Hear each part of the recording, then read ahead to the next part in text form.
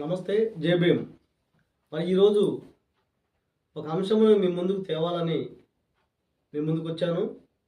మరి ఇప్పుడు మనం చూస్తున్నది తిరువూరు ఎన్ఎస్పి కాలం అండి. ఇది మరి ఈరోజు ఎన్ఎస్పి కాలం మీద తిరువూరులో ఎంతోమంది అక్రమంగా కట్టడాలు కట్టుకొని ఉన్నారు.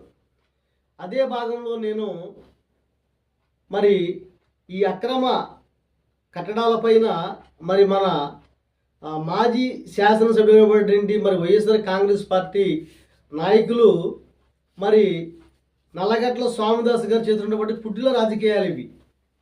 అయితే నేను ఒక జర్నలిస్ట్ని, మీ అందరికీ తెలుసండి. నేను పేదవాడిని. ఇవాళ పోలీస్ దగ్గర నుంచి మరి రాజకీయ నాయకులకి ఎన్నో వార్తలు పెట్టాను, కానీ ఏ ఒక్కరి దగ్గర కూడా నేను ₹1 కూడా తీసుకోలేదండి. అదేవిధంగా నేను పేదవాడిని అని చెప్పేసి ఈ ఎన్ఎస్పి కాలం మీద మరి ఒక సెంటు భూమిలోని మరి ఒక షెడ్ వేసుకోవాలి అద్దె కట్టిన పరిస్థితులు అని చెప్పేసి నేను ఒక 12 రేకులు కొనుక్కొని ఉన్నాను. అదేవిధంగా ఒక 50 బ్రిక్స్ కూడా కొనుక్కొని మరి ఆ ఖాళీగా ఉన్నటువంటి స్థలంని నేను జేసీబీతో బాగు చేసిన సందర్భంలో మరి గత ప్రభుత్వంలో మరి వైఎస్ఆర్ కాంగ్రెస్ పార్టీ ప్రభుత్వంలో మరి నల్లగట్ల స్వామిదాస్ గారు మరి ఈ అక్రమ కట్టడాలన్నింటినీ వదిలిపెట్టి నేను కట్టుకున్నాను ఒక కుటిల రాజకీయంతో ఎన్ఎస్పి డిఈకి ఫోన్ చేసి మరి దాని కట్టడాన్ని ఆపి ఉన్నారండి. నేను ఆపాను. అదేవిధంగా అక్కడ నేను స్థిరపరుచుకున్నటువంటి రేకులు కానీ మరి ఆ రాళ్ళు కానీ అక్కడే ఉండిపోయాయి. అదేవిధంగా మరి ఇప్పుడు మనం చూస్తున్నాము, ఇదిగో ఇవి ఈ మధ్యకాలంలో మరి స్వామిదాస్ గారు మరి మొత్తము జేజీపీ తీసుకొచ్చి మరి ఆ రోజు నేను బాగు చేపిస్తుంటే ఆపి ఉన్నాడు ఎన్ఎస్పి వాళ్ళ ద్వారాగా. అసలు ఈ స్థలము ఎన్ఎస్పిదా మీద చెప్పమని కూడా ఆ రోజు నేను చెప్పి ఉన్నాను నేను. మరి ఈ రోజున ఆ రోజు ఆ ప్రభుత్వంలో ఆపినటువంటి ఈ స్థలము అక్రమ స్థలము మరి ఇవాళ ఇతనే బాగు చేపించేసి మరి బాగు చేపించే సమయంలో అక్కడ ఉన్నటువంటి రేకులను కూడా మేము బాగు చేపిస్తున్నాము, మరి అక్కడ రేకులు కానీ లేకపోతే రాళ్ళు కానీ ఉన్నటువంటి మరి వీటిని తీసుకొని పక్కన వేసుకోమని ఒక ఇన్ఫర్మేషన్ చెప్పకుండా వారికి కావాల్సినటువంటి వాటి వారికి చెప్పుకొని అక్కడ ఉన్న పొలలో ఇవన్నీ మరి పక్కన పెట్టుకున్నారు. నేనంటే ఇతనికి పడదు కాబట్టి, ఎందుకంటే నేను జర్నలిస్ట్ని, మరి అతని వార్తలు కూడా నేను చాలా పెట్టి ఉన్నానండి నేను.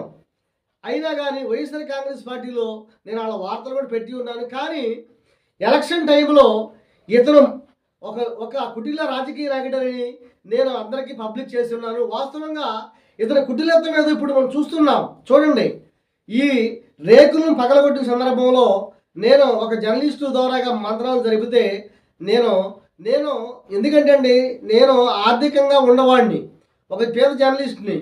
మరి నా రేకులు పగలగొట్టినందుకు దానికి మరి పరిణామం ఏంటి, దానికి మరి దాని పనిష్మెంట్ ఏంటి అని అడిగితే నేను ఏమీ ఎవరో ఇష్టం చేసుకోమని చెప్పిన సందర్భంలోనే నేను ఈ వార్తను పెట్టడం జరుగుతుందండి. మరి ఇవాళ ఇప్పుడు ఈ అక్రమ స్థలాన్ని ఆక్రమించుకున్నటువంటి స్థలాన్ని మరి ఎన్ఎస్పి కాలువ స్థలాన్ని నేను ఆక్రమించుకొని శుభ్రం చేశాడు. మరి అటువంటి సమయంలో ఈ రేకులను పగలగొట్టాడండి. మరి ఈ రేకులను పగలగొట్టినప్పుడు మరి ఈ రేకులకి అయ్యేటువంటి ఇది నష్టపరిహారం చెల్లించాలి కదా. ఈ నష్టపరిహారం చెల్లించకుండానే మరి నేను ఆ వీరుణ్ణి ఈ వీరుణ్ణి ఈ నాయకుడిని నేను మరి మరి ఇప్పుడు ఉన్నటువంటి ఈ మంచి కూటమి ప్రభుత్వం మీద అపనిందలు వేస్తున్నాడండి. మీరు అక్రమంగా కేసులు కట్టారు మా వాళ్ళ మీద అని చెప్పేసి దీన్ని అవినీతి అనరా, దీన్ని అక్రమనరా? మరి వాళ్ళ వైఎస్ఆర్ కాంగ్రెస్ పార్టీ నాయకులు దీని మీద దృష్టి పెట్టి మరి ఈ తిరువూరు నియోజకవర్గంలో మరి ఈ పేద జర్నలిస్టు పైనే ఇంత అగాచము ఇంత అరాజకం చేస్తున్నటువంటి ఈ స్వామిదాసు మరి ఇప్పుడు ఈ మంచి కూటమి ప్రభుత్వం ఉన్నటువంటి నాయకుల్ని అనడానికి అర్హులా అని నేను ప్రశ్నిస్తున్నా. స్వామిదాస్ గారు, నేను చెప్తున్నాను, మరి నేను నష్టపోయాను, నా రేకులు మీరు పగలగొట్టి ఉన్నారు, ఈ విషయం మీరు కుట్రపూరితంగానే చేశారని నేను అనుకుంటున్నాను. కాబట్టి మీకు నిజాయితీ చిత్తశుద్ధి ఉంటే మరి దానికి నష్టపరిహారం నాకు చెల్లించండి, తర్వాత మాట్లాడుకుందామని చెప్పేసి మరి ఈ వీడియో సందర్భంగా తెలియజేస్తున్నాను అండి. అందరూ ఈ వీడియోని చూడాలి, నాకు లైకులు కొట్టొద్దండి. మీకు విషయం తెలియాలంటే నా ప్రతి వీడియో కూడా మీరు లాస్ట్ వరకు చూస్తేనే మీకు తెలుస్తుందని నేను మనవి చేస్తున్నాను. నమస్తే. జై భీమ్.